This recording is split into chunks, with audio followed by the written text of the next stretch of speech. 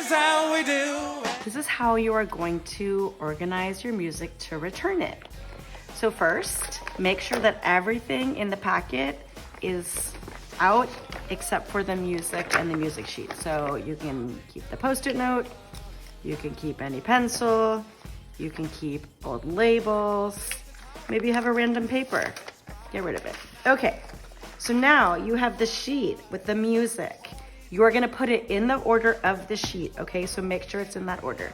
So I've got a Christmas. Mine is in order, that's good, but yours might not be.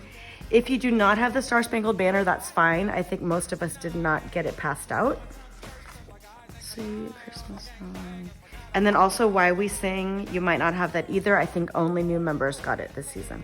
So now that it's in order, it's all facing the same direction.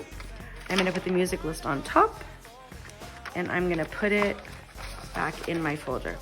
Then when you get to rehearsal, you're gonna find the box or bin with your choir name on it, HTS, TIP, or HSC only. You're gonna find your name, it's alphabetical order by first name. You're gonna check it off.